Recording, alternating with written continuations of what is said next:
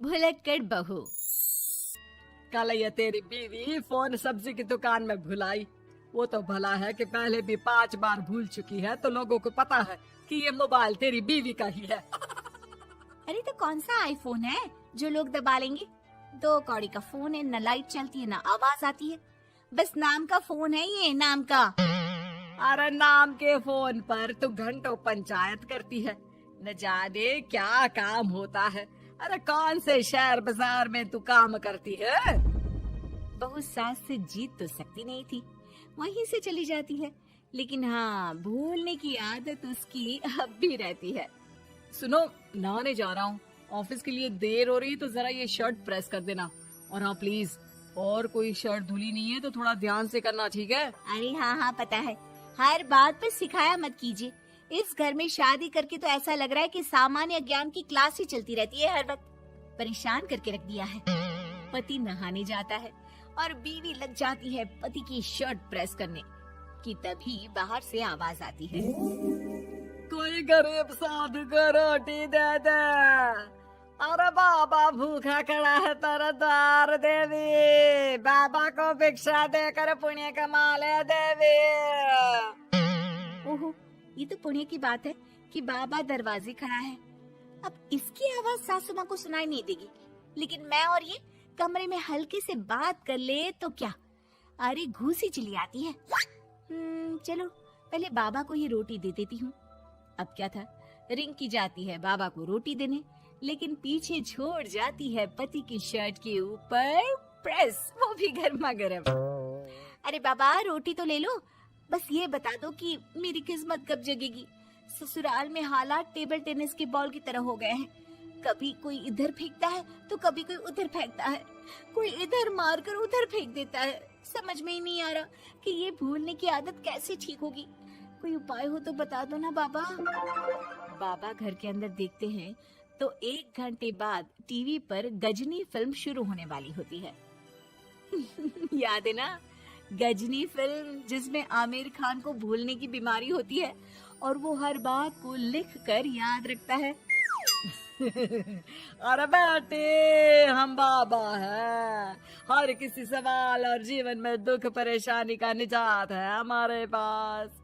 तुम एक काम करो, 1 घंटे बाद टेलीविजन के सामने बैठ जाना और जो फिल्म देख रही हो ना देख लेना, तुम्हें तुम्हारे सारे सवालों के जवाब मिल जाएंगे।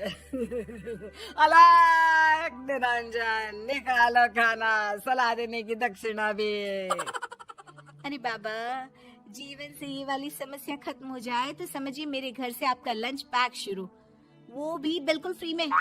तभी अंदर से पति के जोर जोर से चीखने की आवाज आती है। अरे क्या मजाक बना रखा है तुमने? ये क्या है, पूरी शर्ट जला दी। तंग आ गया हूँ मैं तुम्हारी भूलने की आदत से। हे भगवान, ये मेरा गधा जैसा बेटा सारा दिन जितनी कमाई नहीं करता उतना तो ये लड़की नुकसान करवा देती है। बाबा, लग रहा है कि कोई कांड हो गया है अंदर मुझसे। अच्छा मैं ना 1 घंटे बाद बैठ जाऊंगी फिल्म देखने, विदा लीजिए अब तो आप।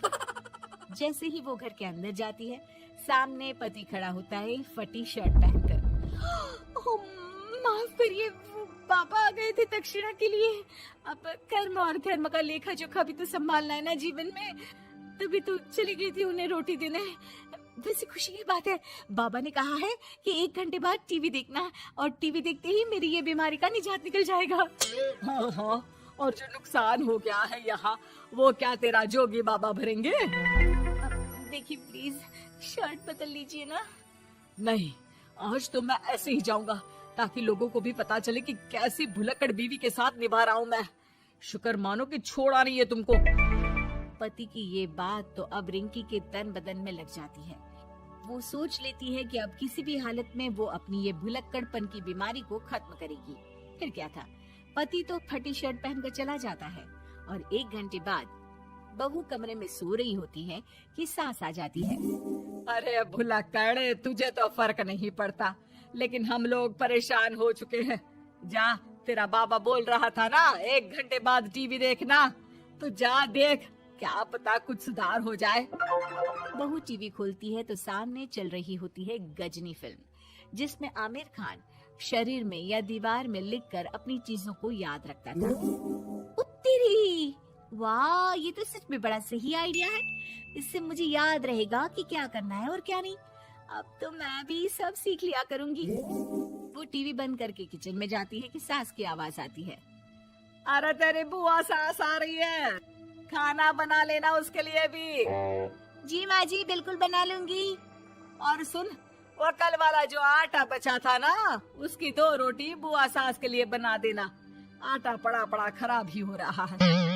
बहू फटाफट रोटी बनाती है, लेकिन तभी उसे ध्यान आता है कि बुआ सास की रोटी तो पुराने आटे से बनानी थी। वो पुराना आटा लेकर रोटी बनाकर उस पर पेन से लिख देती है, पुराने आटे की रोटी बुआ जी के लिए।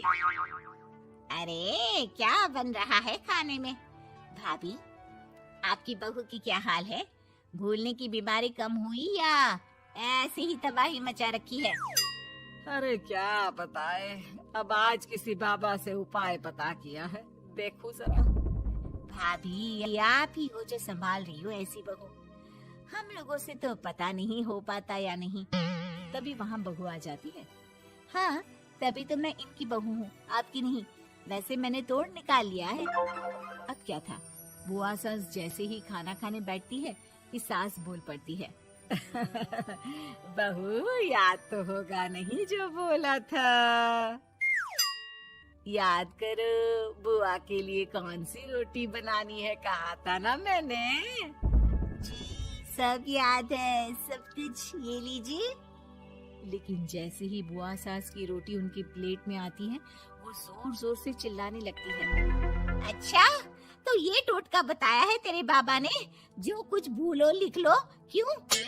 बहू को लगता है कि बुआ सास तारीफ कर रही है। अब क्या करे, याद रखने के लिए कुछ न कुछ तो करना होगा ना, वरना रोज रोज ताने बोलियां खा खा कर तो मैं परेशान हो गई थी। तो क्या कहा तेरी सास ने? बासी आटे की रोटी बुआ सास के लिए? है? बाबा, अरे हाय, कैसी बात कर रही हो ना नदरानी, मैं ऐसा क्यों बोलूंगी? ऐसे आपको कैसे पता चला? क्योंकि तेरी भुलक्कड़ बहू ने ये लिखा है। बहू सबके सामने वो रोटी रख देती है जिसमें लिखा होता है, बुआ सास की रोटी बासी आटे की।